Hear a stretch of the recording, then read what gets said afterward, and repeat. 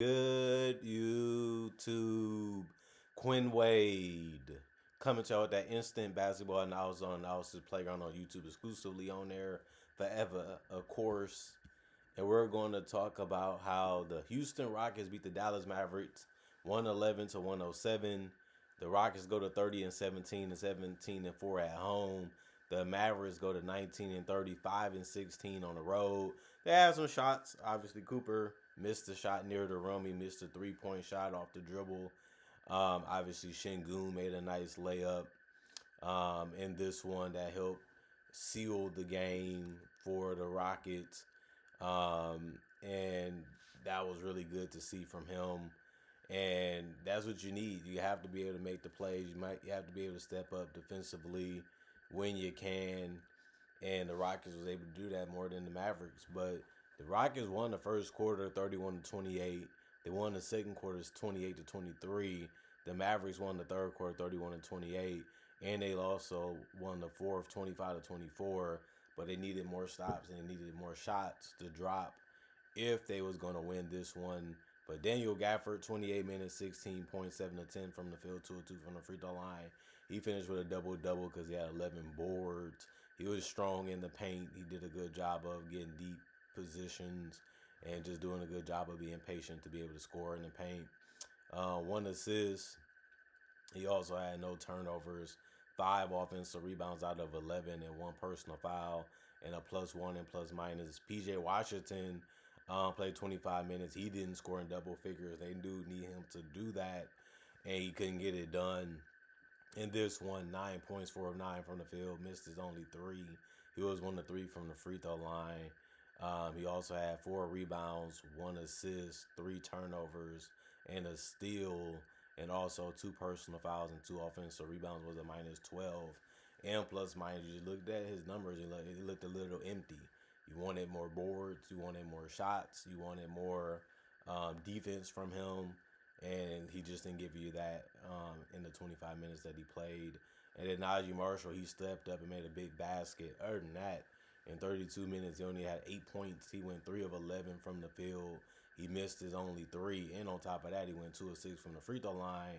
And you would look at that and say, man, we needed him to really score 15. Give us 13, 15, and we'll be hood.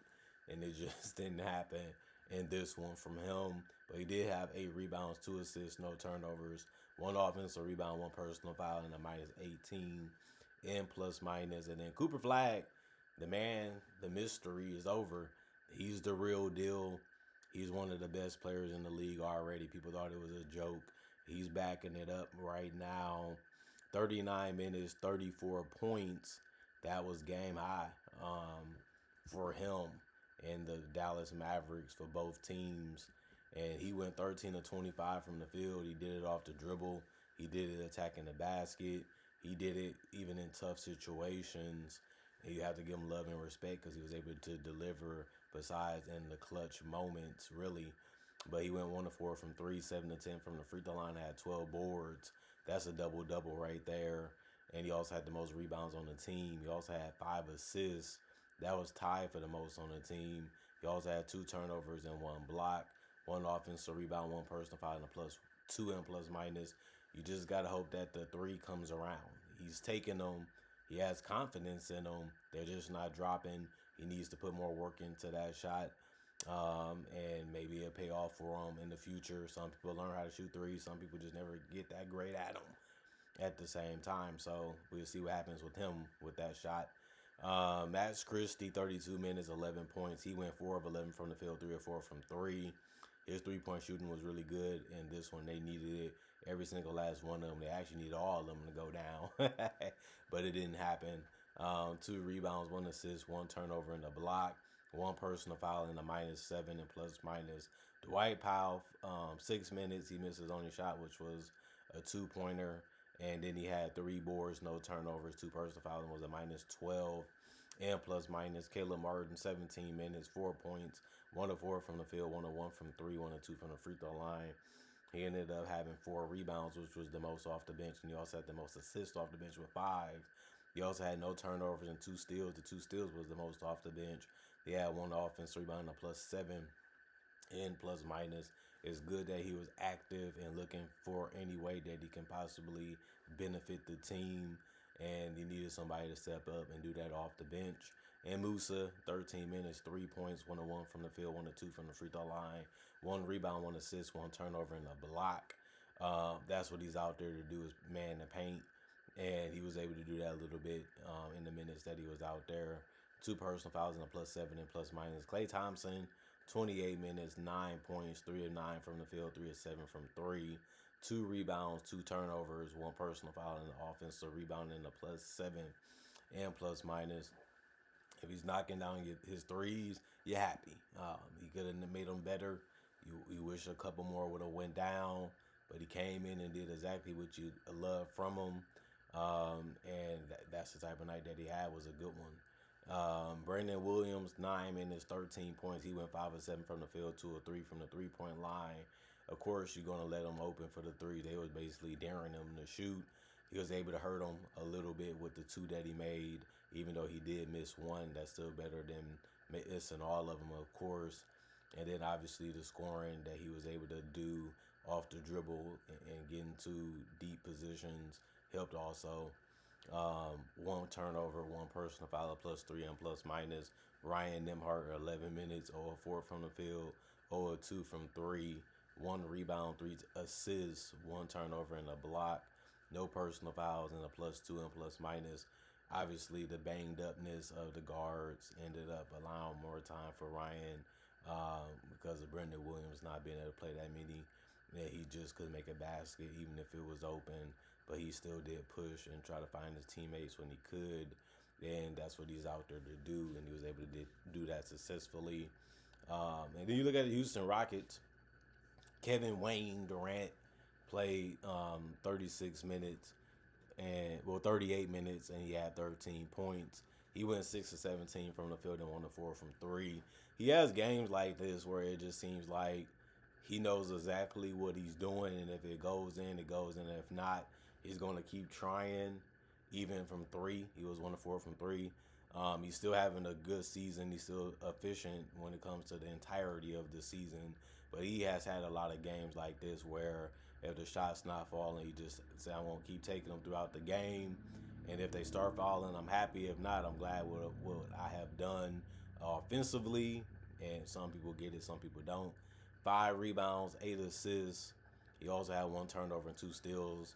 He is allowing his teammates to play off of him. He's allowing his teammates to shine a lot in this game, even in the fourth quarter. He also had 2 steals, 2 personal fouls, and a +1 and plus minus. Jabari Smith Jr., 33 minutes. He hit the mid-range a lot in this one, but it was also good to see him knock down some spot-up threes because that's what he's out there to do, besides get out in transition and get to the basket if he needs to. Or, of course, the free throw line. 19 points, 7 of 13 from the field, 3 of 5 from three, 2 of 2 from the free throw line, 8 rebounds, 2 assists, no turnovers. He also had the most blocks on the team with 3. That's always a great thing to see from him because he is long, he is fast, he is quick. And it's good to see him using that even for the defensive end, which he has been doing. 2 offensive rebounds, 2 personal fouls, and a +12 and plus minus. Tari Eason, 31 minutes, 17 points. He went 7 of 15 from the field, 3 of 5 from three. I like what he was able to do using that length and that athleticism and that touch from distance and at the rim to be able to get some good numbers and some decent efficiency when it came to scoring the basketball and playing defense. 2 steals, 1 turnover, 3 assists, 7 rebounds, 3 offensive boards, 4 personal fouls, and a +5 and plus minus. Alperen Şengün, 35 minutes, 14 points. He could have lost them the game because he missed that many shots. He went 6 of 20 from the field, but they kept going to him. He was able to get some clutch baskets to go down to help them be able to beat Dallas and keep them in front. He also went 2 of 4 from the free throw line, but he had a 14-14 game still, and he did have 7 assists with only 2 turnovers. And he also had 6 offensive rebounds and 4 personal fouls and a -3 and plus minus. I mean, the 20 shots was the most on the game, and you would think they would try to go somewhere else. But he is strong. He is very patient to get to a shot, even if he misses it. And I like that idea of trying to use that matchup or whatever matchup that's out there to see if he can figure out how to get somebody to score or he can put it in the basket himself. doing the same thing with Kevin Durant. The only difference is on the perimeter. Um, Amen Thompson, 41 minutes. That was the most on the team. 21 points, 7 of 15 from the field, 7 of 9 from the free throw line. He had 8 rebounds, 9 assists, no turnovers, and 2 steals. He also had 5 offensive rebounds, no personal fouls, and was a plus 15 and plus minus. If he's attacking and hitting some jumpers here and there, you're happy with what he does offensively, but you got to love the fact that he didn't turn the ball over at all and was able to attack and find his teammates over and over again without really making no mistakes besides missing shots and still helping on the boards and still creating opportunities with the steals that he was able to get. And then Dorian Finney-Smith, 10 minutes, 2 points, 1 of 3 from the field, 0 of 2 from 3, 1 rebound, 1 assist, no turnovers in the block. He also had 1 offensive rebound, which was his only one, no personal foul, and a minus 12 and plus minus. Clint Capella, 13 minutes, 6 points, 3 of 6 from the field, 4 boards, 1 assist, 1 steal, 1 personal foul, and a plus 5 and plus minus. He's going to try to go up fast and go up quick if you can get him or make him rethink it a little bit. He'll brick it, he'll miss it, but he's going to come right back and try to get it and do it again. Josh Okogie, 21 minutes. That was the most off the bench. He also had the most points, 13. Took the most shots, 5 of 11 from the field. He went 3 of 6 from 3 on top of that. He also had 5 rebounds, 1 assist, no turnovers, a steal, and a block. You know he's out there for defense. You know he can make a shot. You know he's going to get some open looks. And he's going to have a mixture of that happening throughout the entire game. This was a game where he was able to score more and still play a decent amount of defense and help them out that way. He did have 4 personal fouls, which is a lot. But other than that, he helped the team out tremendously. 1 offense rebound, 1 plus, and a plus 1 and plus minus. And then Reed Shepherd took a lot of questionable shots. And he also made some too. 17 minutes, 6 points, 3 of 8 from the field, 0 of 4 from 3. 1 rebound, 1 assist, 1 steal, 1 turnover, 2 steals, 1 block. 3 personal fouls and a minus 4 and plus minus. He's one of those guys where you have to let him be who he is to get the best results out of him. Sometimes you always going to be scratching your head saying, why did he do that? And why did he try to do that? And guys as young is always trying to find their footing. They always trying to understand how to take what the defense gives them while still trying to be aggressive to get better shots. And obviously they put him in a position where he got to also play make a little bit from time to time. And he's still figuring out that role to this day. And to show you how hard it is to be a combo guard, especially when you have the scoring instincts naturally built in your body, and now you're asked to do even more than that. But I just like the fact that his defense has translated at a higher level than most people would have thought, and that's always great to see. 108 field goals for the Rockets, they made it at 42%. 92 field goals for the Mavericks, they made it at 45%. 23 three-pointers, 43% for the Mavericks. 26 three-pointers, 38% for the Rockets. 26 free throws taken by the Mavericks, 58%. That's something you just can't do in close games. That's the best shot. That's the easiest shot, and they missed way too many free throws. And they also took 11 more free throws than the Rockets. The Rockets went 11 to 15 from the free throw line. They shot 73%. That was definitely a place where the Mavericks could have got a couple easy baskets and possibly even had a chance to win it, which they still had, but they would have got a closer chance of beating them. 53 rebounds for the Rockets total, 48 for the Mavericks, 33 assists for the Rockets, 19 for the Mavericks, 5 turnovers for the Rockets. That was really good. 11 for the Mavericks, 10 steals for the Rockets. That doesn't help you win games. 3 for the Mavericks, 6 blocks for the Rockets, 4 for the Mavericks, 18 offensive rebounds for the Rockets, 11 for the Mavericks, 35 defensive rebounds for the Rockets, 37 for the Mavericks, and then 20 personal fouls for the Rockets, 12 for the Mavericks. And you look at the fact that the game was still close, and the Dallas Mavericks had a lot of deficiencies and a lot of problems dealing with this Rockets team offensively, and they still was able to make a push. They were still able to make a run to still be able to win the game.